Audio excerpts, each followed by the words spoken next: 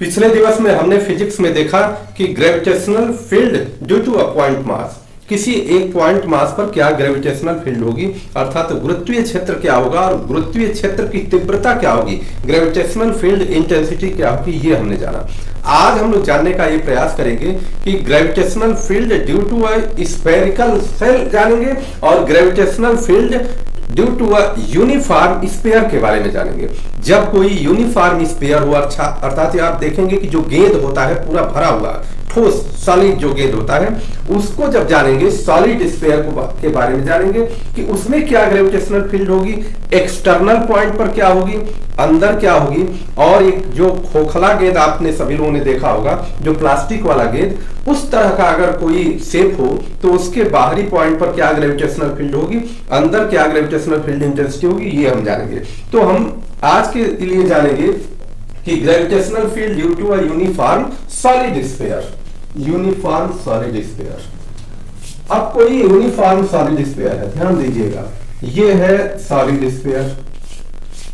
गेंद सभी लोगों ने खेला होगा, और गेंद खेला है तो जो दो तरह का गेंद होता है, एक पूरा भरतू जिसको गांव में कहते हैं कि भरतू गेंद, मतलब पूरा सॉलिड होता है, ठोस होता है, और दूसरा एक प्लास्टिक वाला गेंद होता है जिसको खोखला अंदर होता है और पिचकता भी है, तो वो गेंद होता है। तो हम ये भरतू गेंद वाली बात करते हैं, अर्थात जो भरा हुआ अंदर से, अर्थात पूरा सॉलिड है, और इसका सेंटर हम समझ लें कि O पॉइंट है।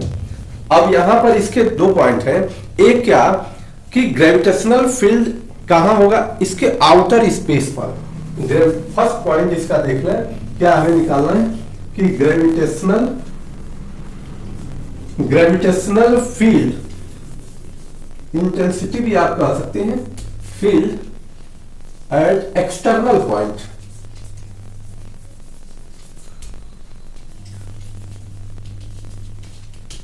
एक्सटर्नल पॉइंट मतलब ये हुआ एक्सटर्नल पॉइंट, इस पर कोई इसका ग्रेविटेशनल फील्ड क्या होगा।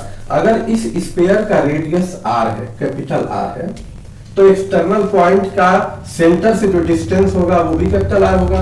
हमने सभी लोग इसके पहले पढ़ा है कि ग्रेविटेशनल फील्ड अर्थात हम अगर पृथ्वी की बात करें तो वो हमेशा किसी भी वस्तु को अपने केंद्र की तरफ खींचने का प्रयास करती है, अर्थात किसी भी वस्तु को अपने केंद्र की तरफ खींच रही है, अर्थात वहां का जो डिस्टेंस है उसके सेंटर से लेकर के यहां तक के डिस्टेंस के बारे में जानेंगे। अब ग्रेविटेशनल फील्ड इंटेंसिटी होगा क्या, जब पिछले दिवस में हमने जो निकाला है वो क्या निकाला था, E is equal to GM/r², यही निकाला था। फार्मूला सेम यही होगा, बस थोड़ा सा अंतर क्या क्या होगा, डिस्टेंस के हिसाब से अंतर हो जाएगा। अब अगर ये r डिस्टेंस एक्सटर्नल पॉइंट पर है तो ये E is equal to GM/R²,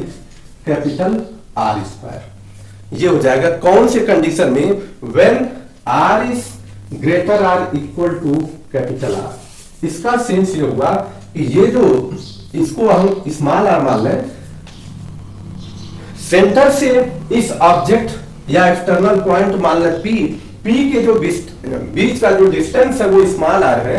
अगर ये स्मॉल r इसके रेडियस के, इस स्फीयर के रेडियस के बराबर होता है तो भी ग्रेविटेशनल फील्ड GM/R² होगा, और ज्यादा होता है तो भी यह होगा। बस अंतर क्या हो जाएगा, अंतर ये हो जाएगा कि R की वैल्यू जैसे जैसे यहां रखते जाएंगे और वो बदलता जाएगा। इससे स्पष्ट ये हो गया कि इसको हम ऐसे भी लिख सकते हैं, E is equal to GM/r², मतलब जिस पॉइंट पर हमें निकालना है वहां से इसके डिस्टेंस की को हम जान लेंगे।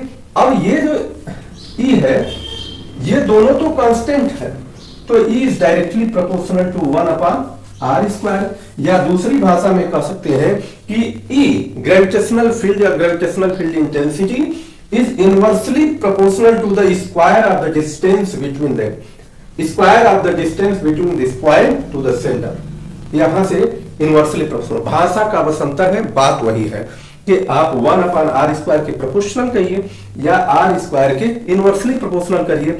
और जब आप इसका कोई ग्राफ खींचेंगे तो हमेशा इनवर्सली प्रोपोर्शनल का ग्राफ जो होता है वो कर्व के हिसाब का होता है, कर्व की तरह से होता है, जैसे ऐसे होगा ग्राफ, ग्राफ पर हम पूरा एक वीडियो बनाएंगे और आप लोगों को समझाने का प्रयास करेंगे कि ग्राफ कैसे बनाया जाता है, और देख कर ही, फार्मूले को देख कर ही आप ग्राफ ऑटोमेटिक आप देख कर आप निशान लगा सकते हैं कि हमारा ग्राफ इस तरह का ही होगा।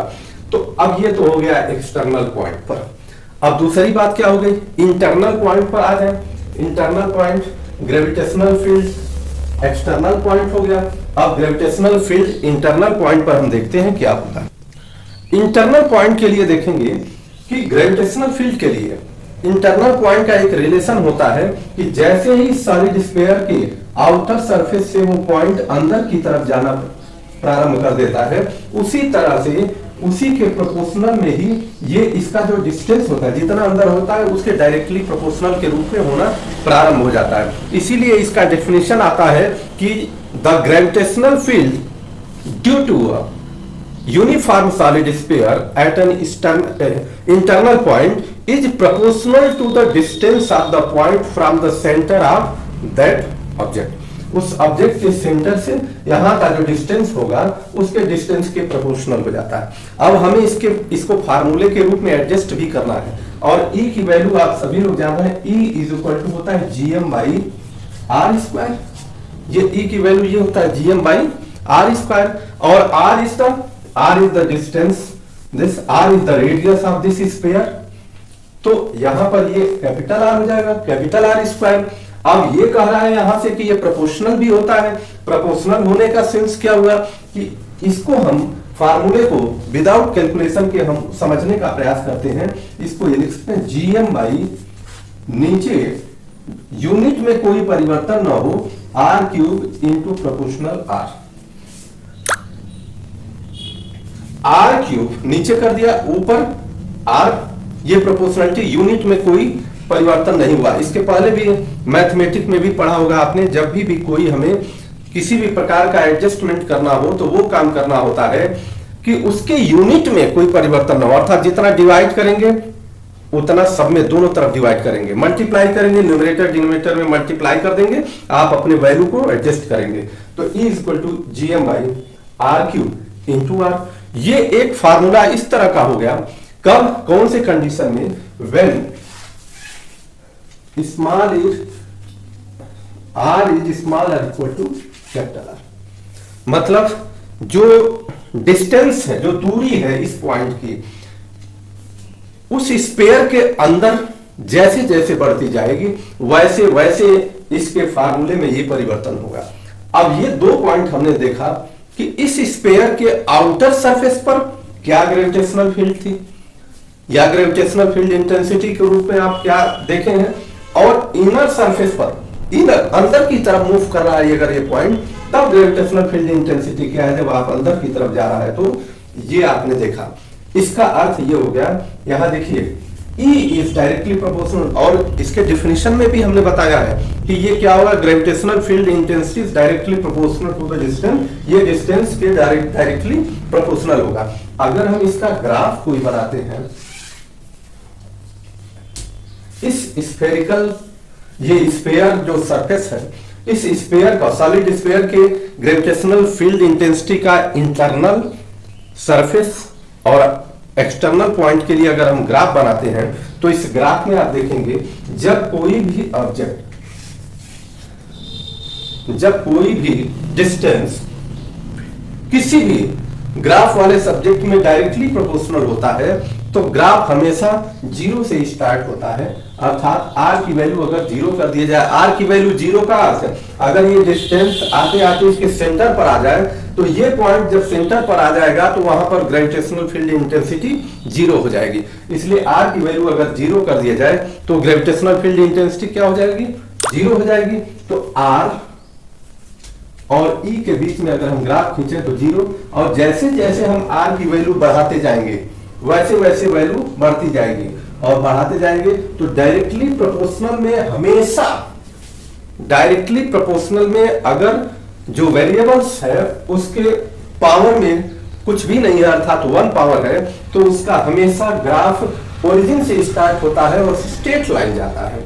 ये हमेशा के लिए याद रख सकते हैं। कभी हम इस पर पूरा का पूरा तैयार करके पूरा आप लोगों को समझाने का प्रयास करेंगे। और जब मान लीजिए यहां तक आ गया, ये R पॉइंट तक, यहां ये R डिस्टेंस तक आ गया, पॉइंट P है। अगर यहां R तक आ गया, अब जो ही स्फीयर के आउटर पॉइंट पर पहुंचेगा क्यों इसका क्या हो जाएगा, प्रोपोर्शनलिटी। आपने पढ़ा है पिछले वाले ऊपर वाले में, अभी जस्ट हमने बताया कि E is directly proportional to 1/r², या E is inversely proportional to 1/r²। जब भी इनवर्सली प्रोपोर्शनल की बात होगी तो हमेशा वैल्यू घटना प्रारंभ हो जाएगी, और अगर इसके पावर में 1 पावर से ऊपर है, 1 पावर से ज्यादा है, तो वह कर्व के रूप में ऐसे घटना प्रारंभ करेगी। वैल्यू आप रख करके आप इसको चेक कर सकते हैं, वैल्यू रख करके आप इसको चेक कर सकते हैं। आर की वैल्यू 1 रखिए, 2 रखिए, 3 रखिए, 4 रखिए, और ग्राफ पेपर में जब आप खींचेंगे तो यह इसी तरह का ग्राफ आपको दिखेगा।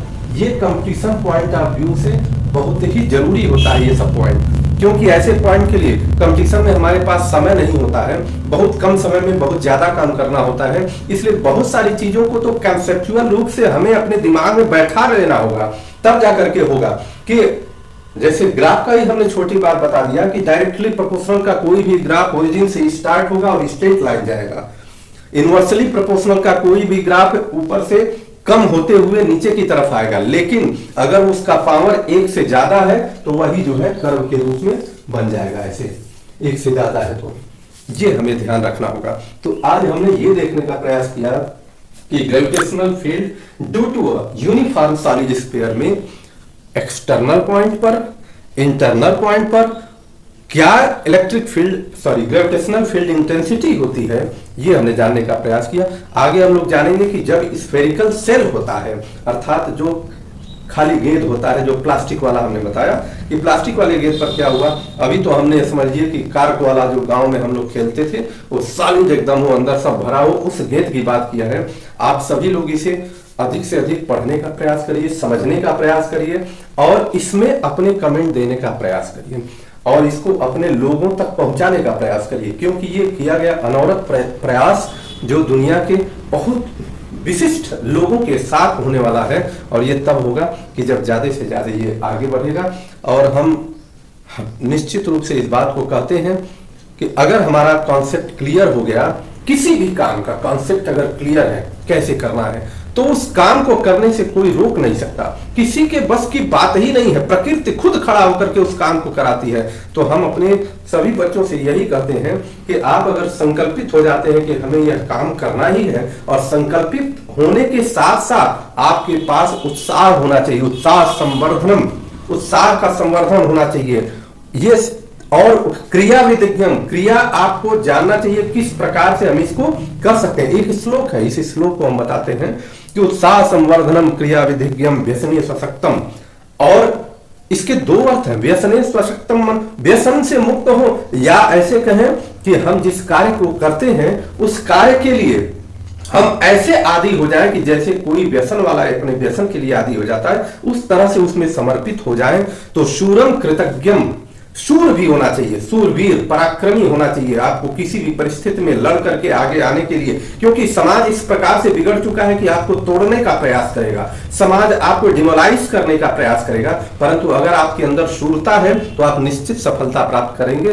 शूरम कृतज्ञम, कृतज्ञ भी हो, अगर आपका किसी ने साथ दिया है, सहयोग दिया है, तो कृतज्ञ भी होना चाहिए, कृतज्ञ भी होना चाहिए, और तब जाकर के आपका काम, सारा का सारा काम बन जाएगा। स्वयं लक्ष्मी जी और स्वयं के स्वयं ईश्वर आपका सहायता करने के लिए तैयार हो